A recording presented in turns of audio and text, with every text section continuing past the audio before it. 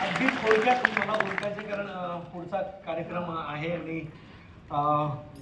काय की जशी इथे एक स्क्रिप्ट असते, ज्याची एक रिहर्सल झालेली असते, ज्याचा एक लेखक असतो, ज्याच्यात जे बघायला तुम्ही आलेले असतात, तसं मागे एक वेगळं नाटक सुरू असतं ज्याची स्क्रिप्ट नसते, पण जे सुद्धा रिहर्स असतं आणि तेही कोरिओग्राफ्ट असतं. तिकडे मेन नट आम्ही नसतो, तिकडचे जे नट आहेत त्यांना मी आता रंगमंचावर बोलवतो. त्यांचे बॅकस्टेज नसून त्यांचे बॅकबोन कलावंत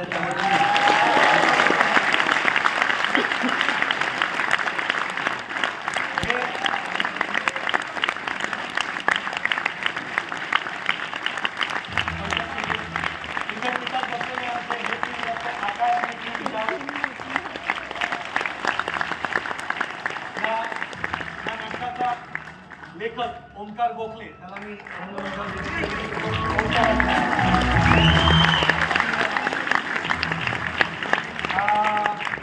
सुरेश पारसी सामान्य, निलेश आहे ना, निलेश आमचा व्यवस्थापक, प्रणीत गोडके,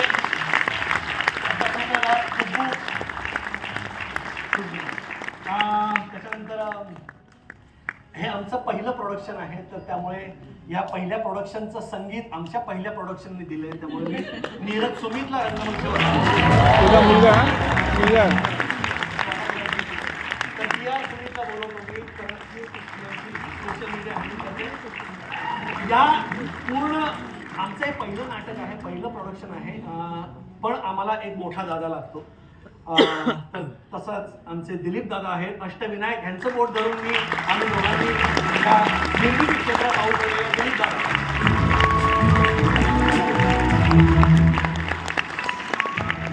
जे शब्द लिहिलेले आहेत, ज्या कविता लिहिलेल्या आहेत, ज्या आपण मानसीच्या म्हणतो पण त्या मानसीच्या नसून शिवप्रिया सुर्वेच्या आहेत, जी चिन्मयची मोठी बहीण शिवप्रिया, ती खरी खुरी कवयित्री आहे.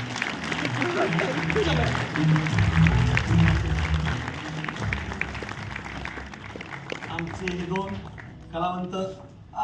सुमित निर्मिती क्षेत्रात जरी पहिल्यांदा आला असेल तरी त्याने खूप विचार केला की दौरा दोनच स्कूलांमध्ये व्हावा, म्हणून आम्ही एक रिअल लाईफ कपल घेतलं आणि म्हणूनच मलाही नाटकात घेतलं. अमिताभ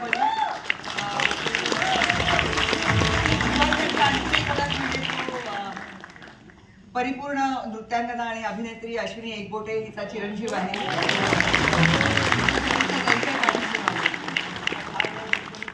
जे आमचे प्रमुख अतिथी आहेत, मी त्यांना रंगमंचावर बोलवतो. नाटक मला कळतच कळत नाही याचा अर्थ समजून घ्या. मला असं वाटतं नाटक ते इतर कोणत्याही माध्यमांपेक्षा सर्वात जास्त कठीण असते. याचं कारण त्याला एका चौकोनामध्ये विश्व मांडायचं असतं आणि तुम्हाला त्या संपूर्ण विश्वामध्ये घेऊन जायचं असतं. ते एका चौकोनात चित्रपटाला तुम्ही आउटडोअरला कुठे जाऊ शकता, चित्रपट कसा घेऊ शकता, कुठे घेऊ शकता, तेही कठीणच आहे. पण मला असं वाटतं नाटक हे सर्वात जास्त कठीण माध्यम आहे असं मला वाटतं.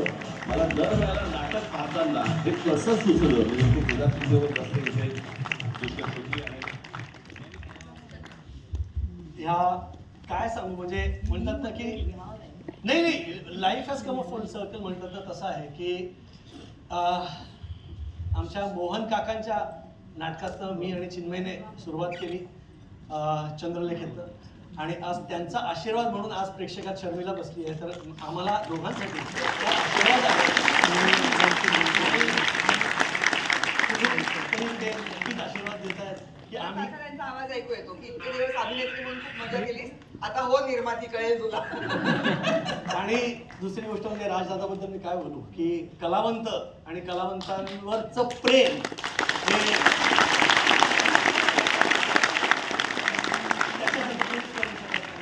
इतका अपडेटेड आहे राजदादा की त्याला माहीत असतं काय चाललेलं आहे, कोणाचं काय चाललेलं आहे. तर त्यामुळे त्यांनी नाटकाला येणं हे खरंच हे म्हणजे हा दुग्ध शर्करा योग आहे की राजदादा आणि शर्मिला आज इथे समोर बसले.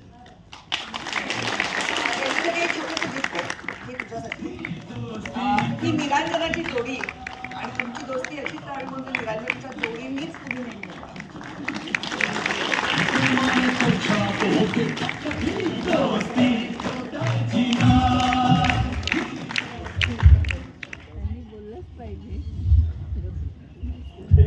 नंतर.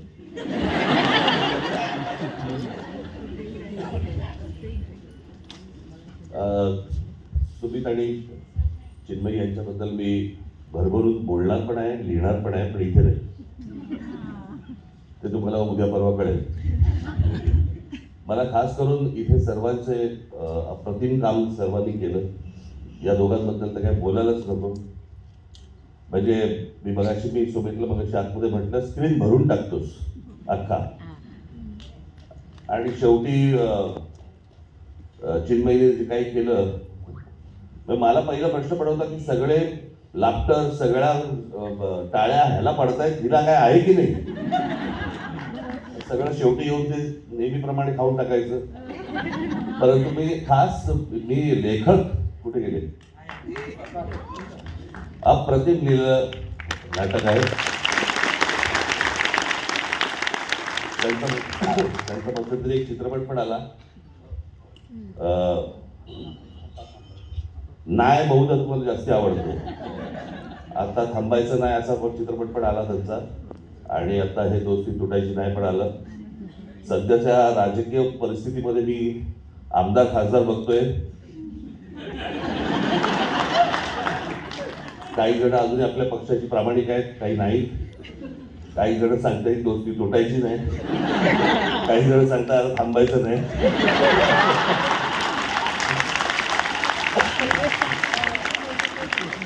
पण तुमचे लेखक म्हणून मी फार अप्रतिम लिहिलेलं आहे.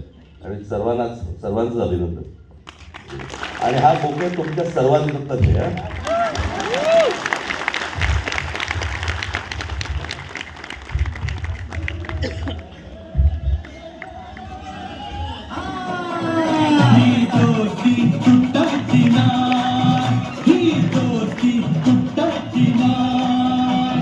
सुटेल का रे हात दोस्तीचा, नाही नाही नाही नाही नाही नाही नाही सुटेल का रे